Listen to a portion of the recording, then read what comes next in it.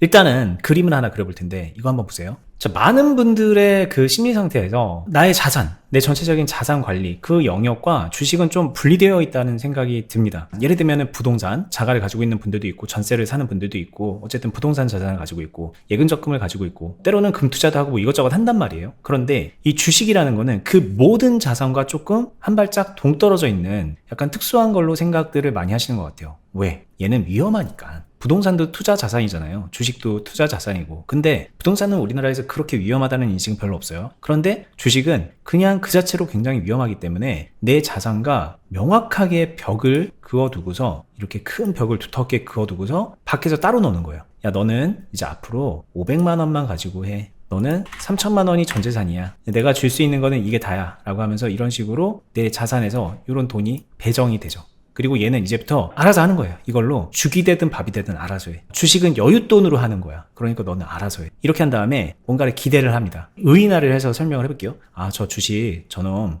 믿기 어려운데 잘 됐으면 좋겠다. 나도 제 덕 좀 보면서 살았으면 좋겠다. 지가 알아서 잘 해가지고 나를 먹여 살려줬으면 좋겠다라는 생각을 하면서 그냥 이제 각자 갈 길을 갑니다. 여기서 이제 주식에 많이 매몰이 된 분들 같은 경우에는 주식 환자가 되는 거고 되면 되고 말면 마는 거지라고 하면서 이쪽 자산 관리에 집중을 하면서 현실 세계를 사는 분들이 많이 있습니다. 이런 식으로 벽을 딱 그어놓는 거죠. 제가 지난번 영상이랑 여러 번 영상을 통해서 이 구조가 문제다라는 얘기를 하는 거예요. 이렇게 딱 떨어뜨려 놓고 하니까는 얘는 성공하기가 어려워요. 이게 생각해보세요. 이 자산관리라고 제가 표현을 하는데 여러분들의 그 경제활동 모든 거는 되게 유기적으로 엮여 있어요. 생각해보면 그냥 부동산 자산이 알아서 생기지 않았죠. 월급 받은 걸 가지고서 여기서 저축을 해서 돈을 모아서 부동산도 사고 이자도 내고 등등등등 이 자산관리의 영역은 되게 유기적으로 여기서 돈이 들어갔다 나왔다 주고받고 하는 것들을 행동을 하고 있거든요. 만약에 부동산으로만 부동산을 사야 되는 그런 상황에 놓이면 부동산 투자도 우리나라에서 제대로 할 수 있는 사람 아무도 없을 겁니다. 일단 돈이 없죠. 목돈을 일단 줘야 되는데 그만한 목돈을 만들기가 어렵고 그리고 대출 받아가지고 집 사놓은 다음에 대출이자 갚아갖고 자산 성장을 하는 게 우리나라의 전형적인 부의 테크트리인데 그것도 안 되겠죠? 왜? 이자를 어떻게 갚을 건데? 부동산 월세로 대출 이자를 갚아야 되는 거예요. 이제부터는. 만약에 부동산을 여기다가 딱 떨어뜨려 놓으면 그런 일이 발생을 하는 거예요.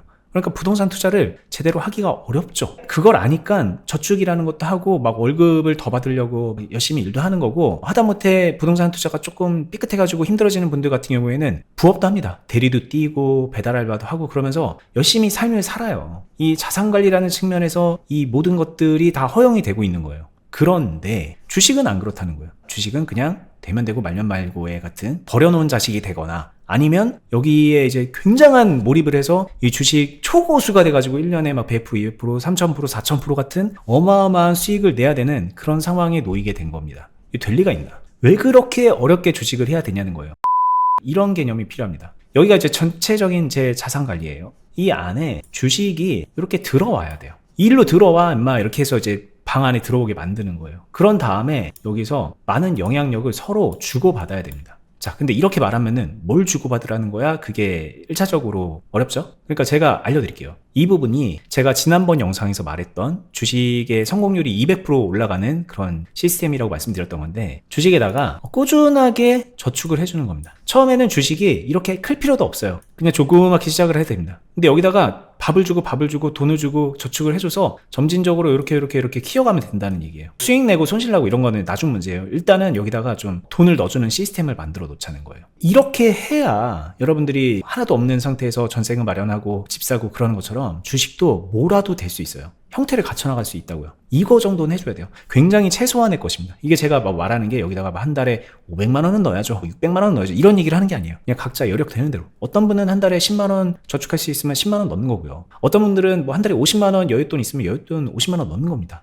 그리고 내가 여윳돈이 100만 원인데 100만 원 다 넣을 필요도 없어요. 이 자산관리 전체적인 것들을 생각해야 되잖아요. 나는 대출이자도 갚아야 되고 어느 정도는 저축도 하고 싶고 뭐 그런 생각들이 있을 거예요. 그런데 여기에 주식을 완전 소외시키지 말고 그 안에 주식만이라도 넣자는 거예요. 그러면 전체 내 여윳돈 100만 원 중에서 한 30만 원 정도를 넣을 수도 있는 거겠죠. 그거는 이제 각자 생각한 바에 따라 다르겠죠. 그런 식으로 이 주식에 꾸준하게 소위 말하는 밥을 주면서 얘를 좀 길러가자는 거예요. 근데 이게 많은 분들이 이 비슷한 걸 하거든요. 어떤 식으로 하냐면 주식을 중심으로 돈을 끌어오는 거예요. 주식을 하다가 돈 필요하면은 야, 돈 좀 빌려줘. 자산관리 파트에서 돈을 빌립니다. 빌리는 것도 아니라 그냥 뺏어오는 거죠. 빚이라도 내서 나 줘. 왜? 물 타려고. 그러니까 돈을 가져가는 타이밍이라던가 금액이라던가 그 모든 게 주식을 중심으로 하고 있는 거예요. 그럼 얘는 자산관리는 좀 답답합니다. 나도 뭔가 계획이 있는데, 나도 뭔가를 하고 싶은데 저 주식 저 새끼 때문에 내가 돈을 계속 뺏기는 듯한 느낌이 들어. 그러니까 이게 주식하는 사람들이 주식 계좌에 돈이 블랙홀처럼 빨려 들어가는 느낌을 받고 주식을 해서 부자가 되는 게 아니라 점점 가난한 삶을 살게 되는 거예요. 내 현생인 자산관리 파트가 점점 쪼그라드니까. 다른 게 아니라 주식 때문에.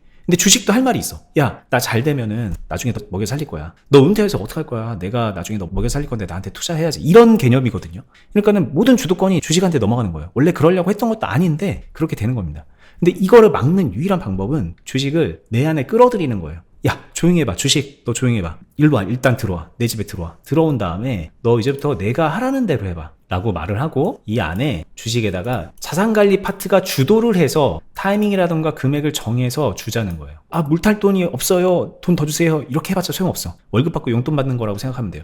그거에 맞춰서 얘는 해야 돼. 이게 의미하는 바가 뭐냐면 주식을 하는 행태가 이로 인해서 좀 많이 바뀝니다. 많은 분들이 주식을 처음에는 작은 돈으로 해요. 근데 나중에 지나고 나면은 굉장히 큰 자금이 되어 있고 그 자금이 물려 있거든요. 근데 이게 다른 게 아니라 그 물린 거를 해결하다가 그렇게 되는 거예요. 불 빡 타가지고 기다리다가 더 떨어지니까는 고통받고 이런 식인 건데, 만약에 돈이 이렇게 찔끔찔끔 들어오잖아요. 주식 계좌 입장에서 돈이 찔끔찔끔 들어오면 한 번에 물을 빡 탈 수도 없습니다. 타려면 모았다 타야 돼요. 어쩔 수 없이 기다려야 돼. 타이밍이 자기 위주가 되지 않고 정해진 시스템 안에서 굴러가게 되기 때문에 그 자체로 안정성을 확보하게 돼요. 사실 주식을 더 빡세게 하려고 그러면 정해진 자금 조금 뺐으면 진짜 빡세집니다. 이건 제 경험인데, 제가 몇 년 전에 VR 게임방을 한 적이 있죠. 유튜브에서도 말한 적이 있는데, 자영업을 잠깐 했다가 그때 코로나도 터지고 뭐 VR 열기가 식고 그러면서 이제 대차게 저도 말아먹은 적이 있거든요. 그때 당시에 제가 영업 정지도 먹고 막 그러면서 한 달에 막 1,000만 원씩 그냥 돈이 막 나가던 때가 있어요. 그런 상황에서 제가 주식 투자를 하고 있었어요. 한 달에 1,000만 원씩 주식 계좌에서 돈 빼갖고 저기 이제 저쪽 구멍을 막는 거예요.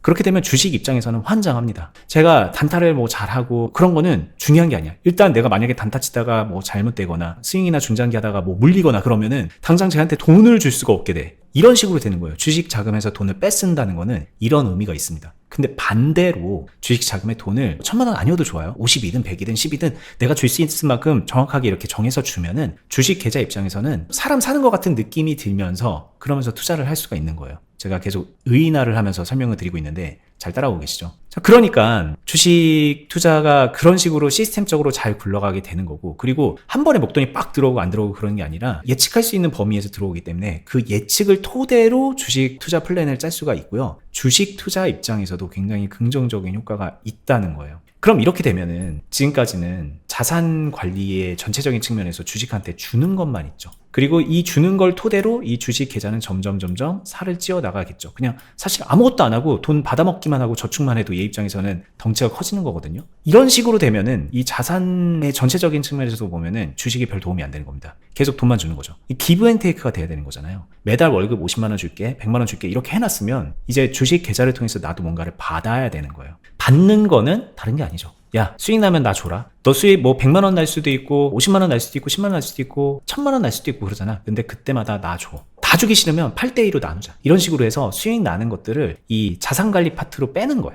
그래서 여기서 별도로 그 돈을 또 따로 모으고, 그렇게 모아가는 와중에 월급 줄 때 되면 월급도 주고, 그러니까 서로 주고받는 거예요. 이렇게 주고받으면서 시너지를 내면은 주식은 커지고 자산관리 파트는 쪼그라드는 이런 게 아니라, 또 반대로 주식은 계속 막 쪼그라들고 자산관리만 좀 막 되는 이런 게 아니라 둘 다 커지는 거예요. 둘 다. 주식 계좌도 커지고 자산관리 파트도 커지고, 이런 식으로 두 개를 이제 품어주는 형식으로 하면은 이 둘 다 윈윈이 되는 거예요. 이게 한번 선순환 사이클이 한번 가잖아요. 그러면은 이게 서로 주고받는 사이즈가 달라집니다. 처음에는 제가 10만 원, 50만 원 주고받고 막 이런 거 얘기했잖아요. 근데 이게 나중에 되면은 자산관리 파트도 덩치가 커졌기 때문에 얘한테 줄 수 있는 월급도 커지고요. 주식도 이제 덩치가 커지면서 처음에는 만 원, 2만 원 수익 나던 게 10만 원, 20만 원, 100만 원, 200만 원, 1000만 원, 2000만 원, 1억이요. 막 이렇게 수익이 나요. 그러면 그걸 얘한테 다 주는 거죠. 다 줘도 되고, 사실 그렇게 많아지면은 일부만 줘도 될 거예요. 반반으로 한다던가. 그때는 이제 계약을 다시 하면 되겠죠, 지들끼리. 필요한 만큼 주고받고 하다 보면 두 개가 같이 커지면서 선순환이 일어나면서 점점 복리의 효과인 자산이 증식되는 속도가 빨라지는 겁니다.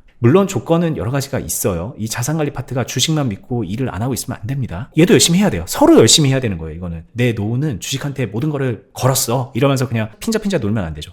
우리나라에도 그런 부모가 가끔 있는 걸로 알고 있는데 그러면 안 되고요. 자산관리는 자산관리대로 열심히 살아야 돼요. 월급도 올리려고 노력을 해야 되는 거고 돈이 좀 부족하면은 부업도 할 수 있는 거고요. 다른 투자를 해서 소득을 올릴 수도 있는 거고 할 수 있는 최선의 노력은 해야 돼요. 저도 아빠인데요. 저도 자식들이 있는데 나중에는 제가 나보다 잘 살겠지 이런 기대감을 갖고 교육도 해주고 이것저것 챙겨주는 거거든요. 마찬가지인 거죠. 내 자산관리 파트가 지금 주식을 위해서 조금은 희생을 해주고 주식도 네 마음대로 그냥 돈 필요하면 막 달라고 하고 그런 못된 자식이 되는 게 아니라 주는 대로 좀 받으면서 그 안에서 계획적으로 투자를 계속 해나가고 그리고 돈이 생기면 나한테 투자해줘서 감사합니다 그러면서 갚기도 하고 이렇게 좀 주고받는 관계를 만들어내면 그러면 주식을 잘할 가능성이 높아진다. 그리고 이거는 주식에 국한된 게 아니라 우리가 주식 왜 해요? 주식 잘하려고 주식하는 거 아니잖아요. 주식을 통해서 우리가 잘 살려고 하는 거잖아요. 자산관리 파트가 훨씬 더 부흥되기 위해서 하는 거잖아요. 전체적으로. 그렇게 전체적으로 부흥되는 그림을 그려나갈 수 있다. 그래서 사실은 여러분들이 주식 공부하기에 앞서서 자산관리 공부를 할 필요도 좀 있어요. 옛날 말로 하면 재테크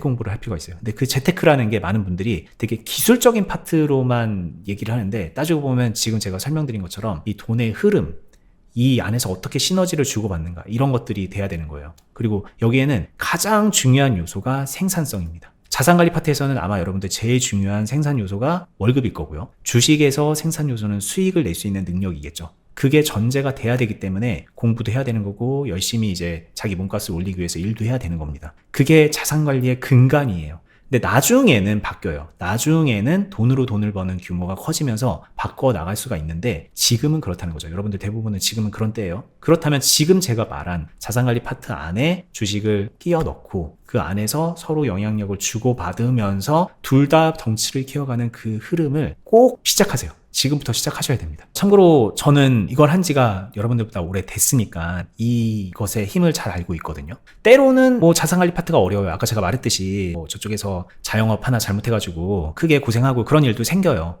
그리고 때로는 주식도 어렵습니다. 뭐 주식 10년 하고 15년 한다고 해서 주식이 계속 잘 되는 거 아니에요. 아, 좀 힘드네. 이런 때 있어요. 그때 서로 플랜을 방해하지 않는 선에서 영향력을 주고받으면서 도와줄 때 도와주고 도움받을 때 도움받고 그렇게 하면 주식도 좀 원활하게 잘 돼가고 자산 성장도 원활하게 되어가고 그런 일이 생긴다는 거죠. 이 구조를 좀 여러분들께 정확하게 설명을 시켜드리고 싶었는데 오늘 제가 이 그림을 그리면서 말씀드렸던 게 좀 도움이 됐으면 하는 바람입니다. 제가 다른 얘기했던 것들도 이 큰 틀 안에서 이해해서 적용시켰으면 좋겠습니다. 여러분들 배우는 단타든 스윙이든 장투든 그 어떤 주식 논리도 이 안에 넣어놓고서 했으면 좋겠어요. 이거는 그냥 전제 조건이다. 이렇게 생각해 보셨으면 좋겠다는 겁니다. 생각해보면 되게 당연한 건데 부동산 이렇게 하고 있고 예금 적금도 이런 식으로 하고 있을 텐데 당연한 거잖아요. 근데 왜 주식은 이렇게 안 하지? 여러분들도 그 새삼스러운 의문을 가지셨으면 하는 바람을 가지면서 오늘 영상 마무리하도록 하겠습니다. 끝까지 보시느라 수고하셨습니다. 감사합니다.